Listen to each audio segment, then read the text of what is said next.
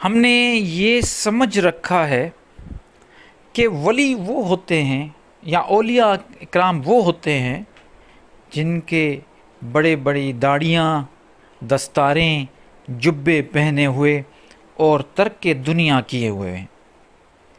یہ کانسیپٹ بچپن سے ہی ہمیں بٹھایا گیا ہے۔ جب بھی اولیاء اکرام کی بات آتی ہے تو ہمیں گنبد نظر آتے ہیں، ہمیں مزار نظر آتے ہیں، ہمیں درگاہیں نظر آتی ہیں۔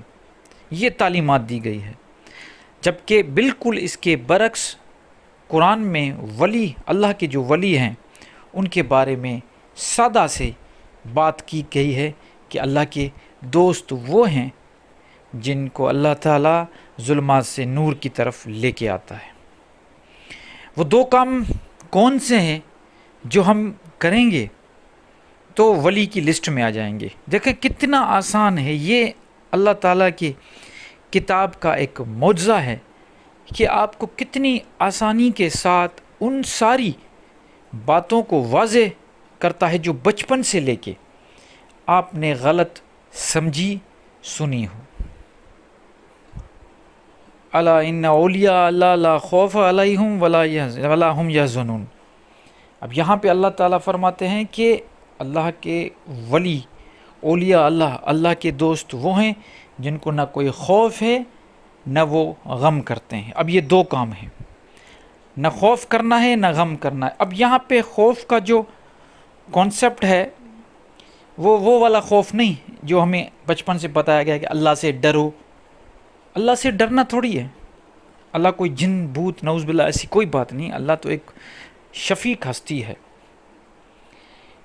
اللہ رحیم کریم ہے، رحمان رحیم ہے۔ تو یہ جو خوف ہے یہ جن بھوت کا خوف بھی نہیں ہے۔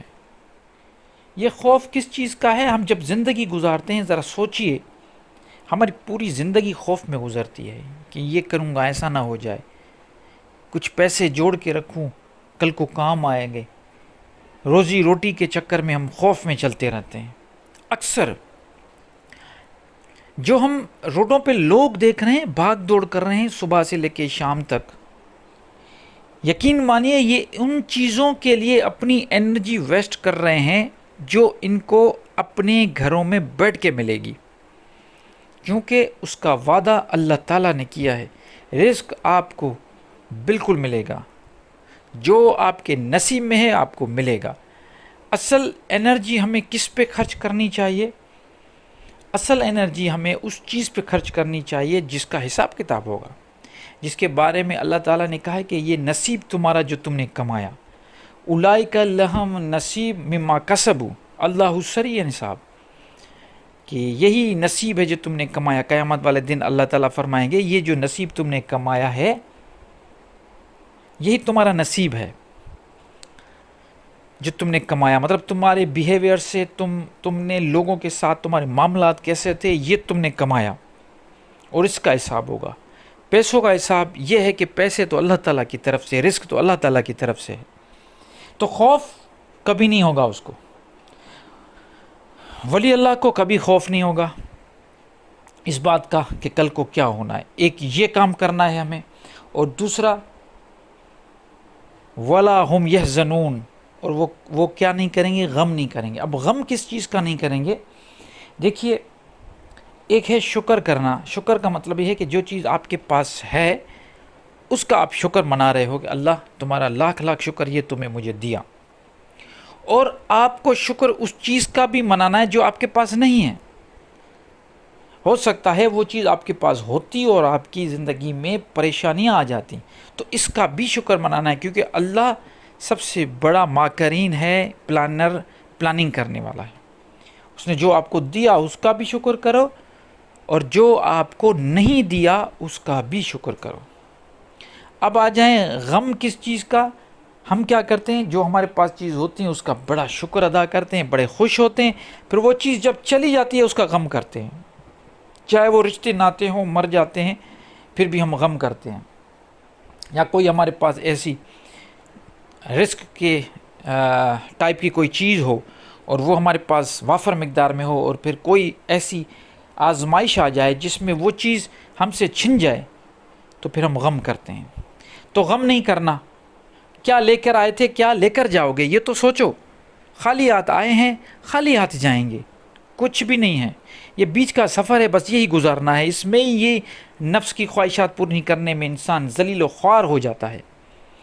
تو جو چیز آ رہی ہے اس کو ویلکم کرو، اور جو چیز جا رہی ہے اس کو کبھی اس کا غم نہ کرو. یہ سمجھو کہ جو اللہ کا، یہ جو چیز آپ کے پاس آئی ہے یہ اللہ کی طرف سے آئی تھی اور اللہ نے واپس لے لی. اس لیے تو کہتے ہیں کہ ولی اللہ وہ ہوتے ہیں کہ جس کا اگر بیٹا بھی مر جائے وہ بھی کبھی اس چیز پہ پریشان نہیں ہوتا. وہ کہتے ہیں ٹھیک ہے اللہ کی چیز تھی واپس چلے گی. تو دو چیزیں، دو کام.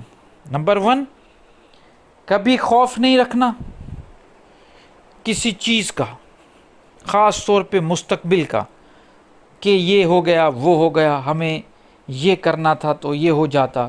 اور مستقبل کا خوف نہیں ہے اس کو، مطلب وہ مستقبل کو اہمیت نہیں دیتا ایک کام، کیونکہ وہ مستقبل اس کے ہاتھ میں ہی نہیں. دوسرا کام، کبھی غم زدہ نہیں ہوگا، مطلب ماضی کا اس کو کوئی غم نہیں ہوگا، کوئی پچھتاوا نہیں ہوگا، نہ مستقبل کی پریشانی نہ ماضی کا کوئی غم. تو کیا ہوا، وہ بندہ اپنے حال میں رہنا سیکھ جائے گا.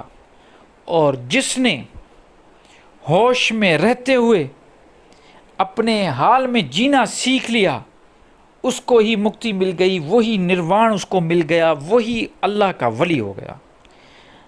چاہے آپ جو بھی بڑے بڑے آدمیوں کا نام لیجئے، مہاتما گوتم بدھ، مہاویر، یہ وہ ہستیاں تھیں جنہوں نے یہی تعلیم دی ہے کہ اپنے حال میں جو آپ کا ابھی جو چل رہا ہے، جو مجھے سن رہے ہو، ابھی میں بول رہا ہوں آپ مجھے سن رہے ہو، یہی زندگی ہے. جو گزر گیا اس کا کوئی غم نہیں، جو آئے گا اس کا کیا خوف، نہ خوف نہ غم. یہ ہیں اللہ کے دوست. قرآن بتاتا ہے، میں اپنی فلسفی نہیں آپ کو بتا رہا، میں قرآن کی آیت آپ کو بتا رہا ہوں کہ قرآن کی آیت ہمیں کہہ رہی ہیں کہ ولا خوف علیہم ولا ہم یحزنون، نہ ان کو کوئی خوف ہے نہ وہ غم کرتے ہیں. تو یہ دو کام کرنے ہیں، نروان، مکتی، آزادی، انلائٹمنٹ، یہ روحانیت، یہ ہمیں اسی چیز سے ملے گی. تو امید کرتا ہوں یہ آیت قرآن کی آپ سمجھ گئے ہوں گے، واضح ہو گئی ہوگی. ظلمات سے نور کی طرف اللہ اپنے ہی دوستوں کو لے کے جاتا ہے. تو یہ عمل کریں، انشاءاللہ اللہ تعالیٰ آپ کو ظلمات سے نور کی طرف لے کے جائے گا. مجھے اپنی دعا میں یاد رکھیے گا. انشاءاللہ ملتے ہیں نیکسٹ ویڈیو میں. تب تک کے لیے مجھے اجازت دیجیے. اللہ نگہبان.